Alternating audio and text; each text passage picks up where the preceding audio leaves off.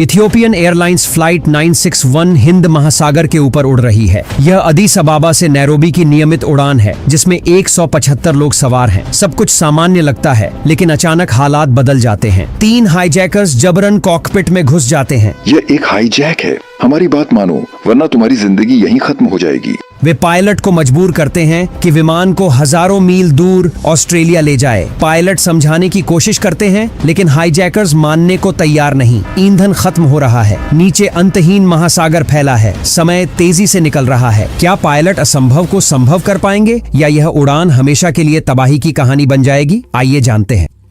यह Ethiopian airlines flight 961 की कहानी है।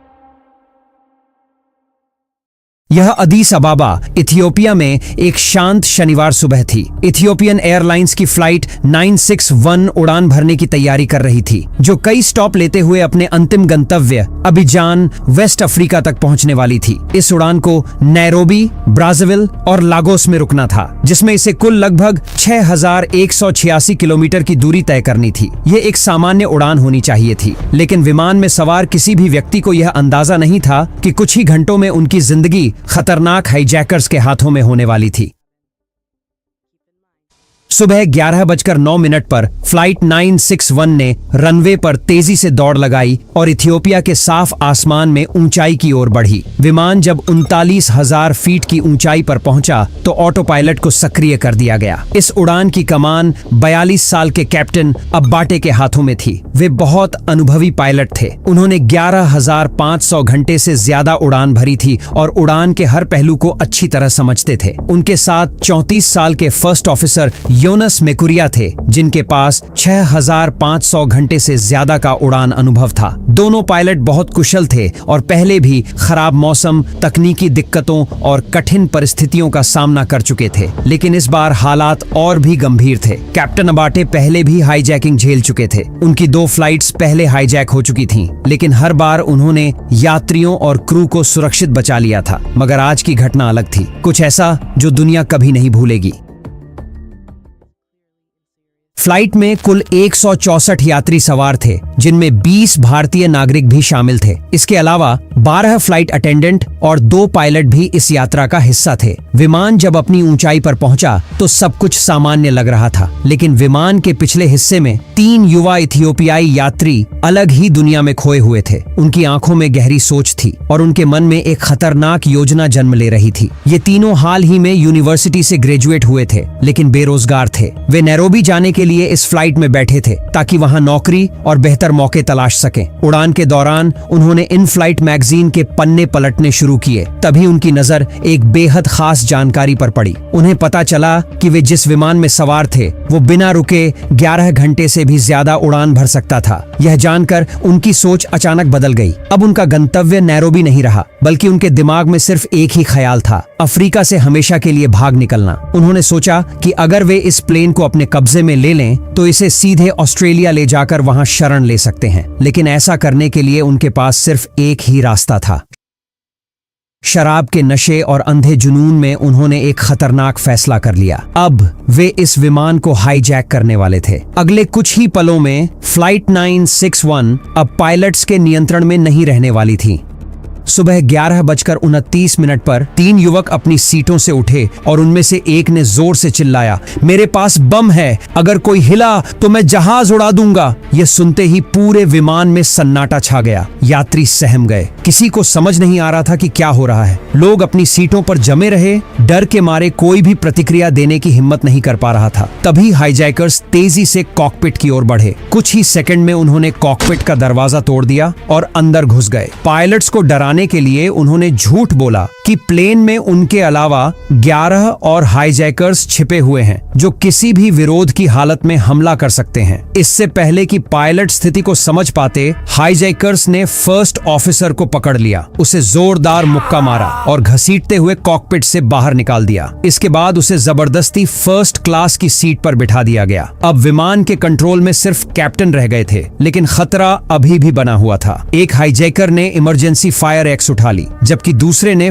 फायर एक्सटिंग्विशर को हथियार बना लिया। उन्होंने कैप्टन की ओर इशारा किया और गुस्से से कहा, सीधे ऑस्ट्रेलिया की ओर चलो। कैप्टन का दिल तेजी से धड़कने लगा क्योंकि विमान में इतना ईंधन नहीं था कि वह बिना रुके ऑस्ट्रेलिया तक उड़ सके। यह सफर लगभग 8000 किलोमीटर लंबा था और अगर विमान ने इतना लंबा रास्ता तय करने की कोशिश की तो रास्ते में ही ईंधन खत्म हो जाएगा और प्लेन महासागर में गिरकर क्रैश हो जाएगा। यह पूरी तरह असंभव था। कैप्टन ने खुद को शांत रखते हुए स्थिति को संभालने की कोशिश की। उन्होंने हाईजैकर्स को समझाने की कोशिश की कि वे सीधे ऑस्ट्रेलिया नहीं जा सकते। उन्हें केन्या के मोम्बासा एयरपोर्ट पर ईंधन भरने के लिए रुकना होगा ताकि वहां से आगे की उड़ान संभव हो सके। लेकिन हाईजैकर्स सुनने को तैयार नहीं थे। उन्होंने साफ इनकार कर दिया और कैप्टन को आदेश दिया कि वह तुरंत ऑस्ट्रेलिया के लिए उड़ान भरे, चाहे जो भी हो। हर गुजरते सेकंड के साथ हालात और खराब होते जा रहे थे। हाईजैकर्स सच में यह मान बैठे थे कि विमान 11 घंटे बिना रुके उड़ सकता है। उन्हें यह गलतफहमी इसलिए हुई क्योंकि उन्होंने एयरलाइन की इन फ्लाइट मैगजीन में कुछ पढ़ा था, लेकिन वे जानकारी को पूरी तरह गलत समझ बैठे थे। कैप्टन ने उन्हें समझाने की कोशिश की। उन्होंने फ्यूल इंडिकेटर्स की तरफ इशारा किया जो साफ दिखा रहे थे कि विमान के पास नैरोबी या मोम्बासा तक पहुंचने लायक ही ईंधन बचा है। ऑस्ट्रेलिया जाने का तो सवाल ही नहीं उठता। कैप्टन ने शांत लहजे में समझाया कि थ्योरी और रियलिटी में बहुत फर्क होता है, लेकिन हाईजैकर्स कुछ भी मानने को तैयार नहीं थे। उनकी नासमझी जल्दी गुस्से में बदल गई। एक हाईजैकर ने बम फोड़ने की धमकी दे दी, जबकि बाकी यात्रियों को काबू में रखते रहे ताकि कोई विरोध न कर सके। कैप्टन समझ गए कि बहस करने से कुछ नहीं होगा। अगर विमान और यात्रियों को बचाना था तो उन्हें हाईजैकर्स को चकमा देना होगा। कैप्टन ने सावधानी से विमान की दिशा हल्की सी मोड़ दी। हाईजैकर्स को लगा कि विमान ऑस्ट्रेलिया की तरफ जा रहा है, लेकिन हकीकत में कैप्टन ने विमान को मोम्बासा की ओर मोड़ दिया। इस छोटे से मौके का फायदा उठाते हुए कैप्टन ने एयर ट्रैफिक कंट्रोल से संपर्क किया। शांत लेकिन गंभीर आवाज में उन्होंने हाईजैकिंग की सूचना दी और बताया कि वे दिखाने के लिए हाईजैकर्स का आदेश मान रहे हैं, लेकिन असल में विमान को मोम्बासा की ओर ले जा रहे हैं। लेकिन हाईजैकर्स को जल्दी ही शक होने लगा। उन्होंने कैप्टन को ग्राउंड से बात करते हुए देख लिया और बेचैन हो गए। अचानक एक हाईजैकर गुस्से में कॉकपिट में घुसा। उसने बिना किसी चेतावनी के कैप्टन का हेडसेट खींचकर फेंक दिया, जिससे सारी संचार लाइन कट गई। अब कैप्टन पूरी तरह अकेले थे और 39,000 फीट की ऊंचाई पर हाईजैकर्स का सामना कर रहे थे। विमान के अंदर हाईजैकर्स लगातार कैप्टन को अपनी योजना के मुताबिक उड़ाने के लिए मजबूर कर रहे थे। हालात को और गंभीर बनाने के लिए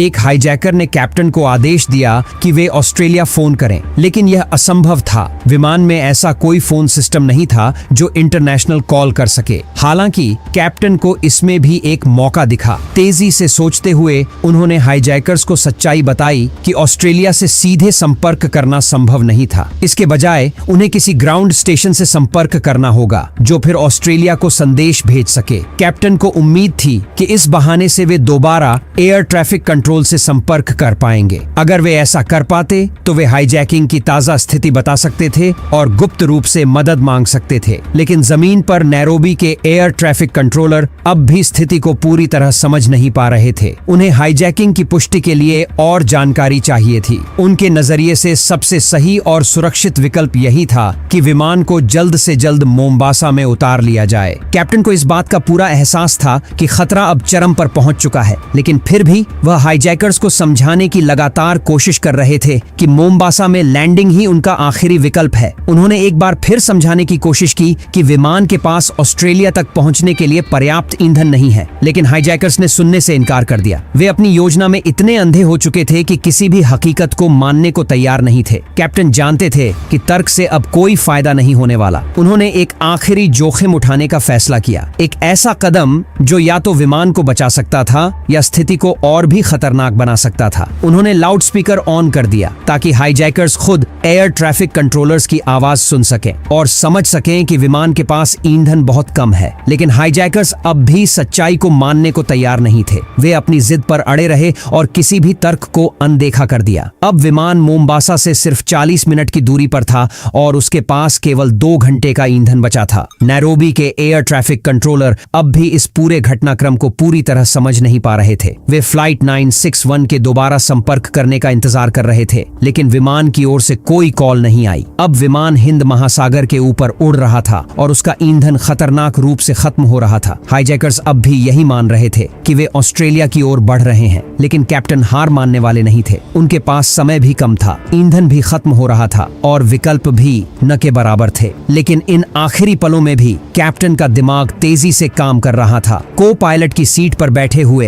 कैप्टन ने विमान को कोमोरोस आइलैंड्स की ओर मोड़ दिया। उन्होंने पहले ही कैलकुलेट कर लिया था कि विमान के पास ईंधन खत्म होने से ठीक पहले यह क्षेत्र आ सकता है। अगर वे इन द्वीपों के करीब रह पाए तो हो सकता है कि किसी एयरपोर्ट पर सुरक्षित लैंडिंग का कोई मौका मिल जाए। इसी दौरान हाईजैकर्स का लीडर, जिसने जबरदस्ती कैप्टन की सीट पर कब्जा कर लिया था, नशे में धुत विस्की पीते हुए प्लेन के कंट्रोल्स से खेल रहा था। उसे बिल्कुल भी अंदाजा नहीं था कि विमान कैसे काम करता है। वह कॉकपिट के बटन और लीवर को ऐसे दबा रहा था जैसे कोई बच्चा खिलौने से खेल रहा हो। कैप्टन ने एक बार फिर चेतावनी दी और फ्यूल इंडिकेटर्स की ओर इशारा किया। उम्मीद थी कि शायद इस बार हाईजैकर्स हालात की गंभीरता को समझेंगे, लेकिन हाईजैकर्स ने फिर से उनकी बात अनसुनी कर दी। उनका लीडर, जिसे विमान संचालन की कोई समझ नहीं थी, कॉकपिट के कंट्रोल्स के साथ छेड़छाड़ करता रहा। इससे स्थिति और भी ज्यादा खतरनाक होती जा रही थी। अब कैप्टन समझ चुके थे कि उनके पास बहुत ही कम विकल्प बचे हैं। उनकी आखिरी उम्मीद थी कि किसी तरह विमान को हवा में बनाए रखा जाए जब तक कि फ्यूल पूरी तरह खत्म न हो जाए। उसके बाद वह विमान को ग्लाइड करते हुए कोमोरोस आइलैंड्स की ओर मोड़ने की कोशिश करेंगे और किसी एयरपोर्ट पर इमरजेंसी लैंडिंग करेंगे। दोपहर 2:41 पर फ्यूल पूरी तरह खत्म हो गया। इंजन अब भी चल रहे थे, लेकिन ज्यादा देर तक नहीं। क्रैश से 41 मिनट पहले विमान कोमोरोस आइलैंड्स के और करीब पहुंच चुका था और अब भी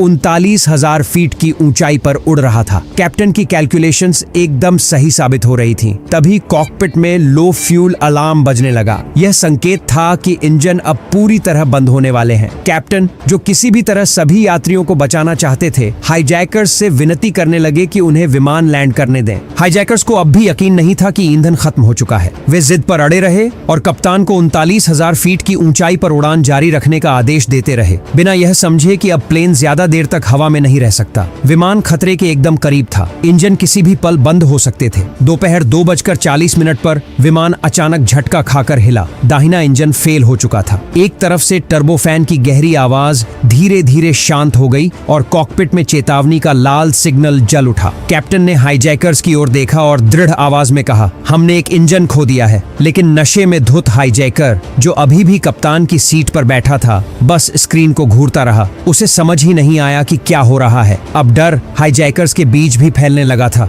वे अपने ही अपहरण पर नियंत्रण खोते जा रहे थे। हालात तेजी से बिगड़ रहे थे और अब फैसला लेने के लिए ज्यादा वक्त नहीं बचा था। यह सुनते ही केबिन में मौजूद यात्रियों की सांसें थम गईं। कुछ लोग डर के मारे चीख पड़े। कैप्टन ने धीरे धीरे प्लेन को कोमोरोस द्वीपों की ओर मोड़ना शुरू कर दिया, क्योंकि बचने का सिर्फ एक ही तरीका था, जमीन के पास रहना। लेकिन हाईजैकर्स को यह मंजूर नहीं था। उनमें से एक गुस्से में कॉकपिट में घुसा, माइक्रोफोन छीन लिया और चिल्लाया, तुम झूठ बोल रहे हो, ऑस्ट्रेलिया की ओर चलो। लेकिन अब बहस करने का समय नहीं था। दाहिना इंजन पूरी तरह बंद हो चुका था और विमान तेजी से रफ्तार खो रहा था। कैप्टन पूरी तरह विमान को स्थिर रखने और इसे द्वीप की ओर ग्लाइड कराने की कोशिश कर रहे थे। तभी हाईजैकर्स घबरा गए। उन्हें एहसास हुआ कि विमान नीचे गिर रहा है। उनमें से एक ने कॉकपिट के कंट्रोल्स को पकड़ लिया और जोर से पीछे खींचने लगा, यह सोचकर कि विमान ऊपर चढ़ जाएगा। अचानक विमान जोर से हिलने लगा। ऑटो पायलट बंद हो गया और प्लेन एक तरफ झुक गया। यात्री घबरा कर चीख पड़े। इस झटके की वजह से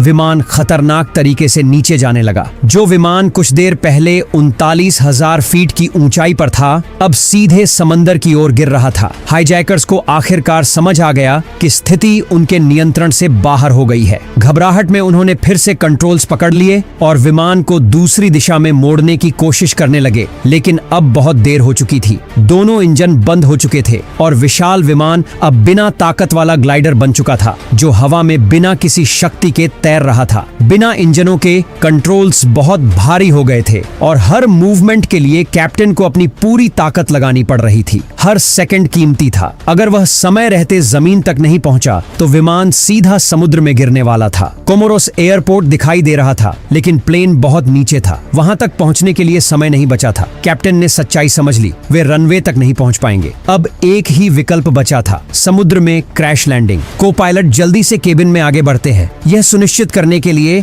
कि सभी यात्री इमरजेंसी लैंडिंग के लिए तैयार हैं या नहीं। तभी उन्होंने एक भयानक गलती देखी। कई यात्रियों ने पहले ही अपने लाइफ जैकेट फुला लिए थे। यह एक घातक गलती थी, क्योंकि अगर विमान डूबने लगा तो ये जैकेट उन्हें पानी में फंसा देंगी और बाहर निकलना नामुमकिन हो जाएगा। इन्हें फुलाओ मत, जब तक विमान से बाहर न निकलो लाइफ जैकेट मत फुलाओ, को पायलट ने जोर से चिल्लाया। कुछ यात्रियों ने हवा निकालने की कोशिश की, लेकिन बाकी इतने डर गए थे कि कोई प्रतिक्रिया नहीं दे सके। समुद्र तेजी से करीब आ रहा था, अब सिर्फ कुछ सेकंड बचे थे। कैप्टन अपनी जिंदगी की सबसे कठिन लैंडिंग के लिए तैयार थे। विशाल विमान, जो अब पूरी तरह से एक शांत ग्लाइडर बन चुका था, समुद्र से टकराने ही वाला था। केबिन में यात्री अपनी सीटों को कसकर पकड़े हुए थे, सांस रोके बैठे थे। नीचे समुद्र की लहरें तेजी से बढ़ रही थीं। कैप्टन की नजरें लैंडिंग की सही जगह खोज रही थीं, कहीं ऐसा स्थान जहां बचाव की थोड़ी भी संभावना हो। लेकिन वक्त खत्म हो रहा था। विमान कुछ ही सेकंड में पानी से टकराने वाला था। विमान पहले थोड़ा बाईं ओर झुका हुआ था और जैसे ही बायां इंजन और पंख समुद्र की सतह से टकराए, विनाशकारी घटना घट गई। अधिकतर फ्यूजलाज तुरंत डूब गया, सिर्फ पिछला हिस्सा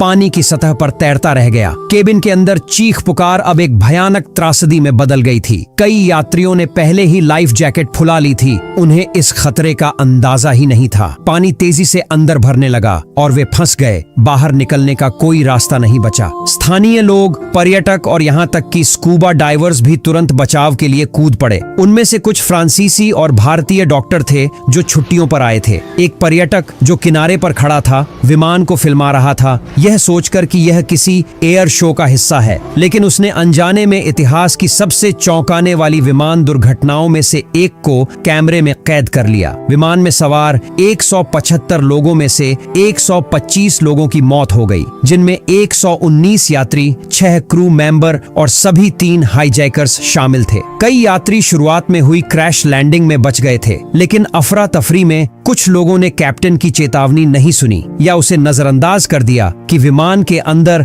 लाइफ जैकेट न फुलाएं। जब पानी केबिन में तेजी से भरने लगा तो फुलाए गए जैकेट ने उन्हें छत की ओर धकेल दिया, जिससे वे फंस गए और बाहर निकलने का कोई रास्ता नहीं बचा। अनुमान है कि 60 से 80 यात्री अपनी सीट बेल्ट में फंसे रह गए और डूब गए। केवल 50 लोग जीवित बच सके, जिनमें कैप्टन और को पायलट भी शामिल थे, जिन्होंने अंतिम क्षण तक अधिक से अधिक लोगों की जान बचाने के लिए संघर्ष किया। जीवित बचे लोगों को पहले क्रैश साइट से सिर्फ 2 किलोमीटर दूर एक अस्पताल ले जाया गया और बाद में उन्हें मोरोनी के एक अन्य मेडिकल सेंटर में शिफ्ट कर दिया गया। 30 नवंबर 1996 को उन लोगों की याद में एक श्रद्धांजलि सभा आयोजित की गई, जिन्होंने इस त्रासदी में अपनी जान गंवाई। यह घटना दुनिया भर में प्रसिद्ध हो गई क्योंकि यह कैमरे में रिकॉर्ड हो गई थी। यह उन दुर्लभ मौकों में से एक था जब किसी बड़े यात्री विमान को समुद्र में लैंड करना पड़ा और पहली बार यह किसी अपहरण के कारण हुआ था। कैप्टन और फर्स्ट ऑफिसर दोनों को उनकी बहादुरी के लिए एविएशन अवार्ड से सम्मानित किया गया और वे आगे भी इथियोपियन एयरलाइंस के लिए उड़ान भरते रहे। बाद में कैप्टन अबाटे ने कहा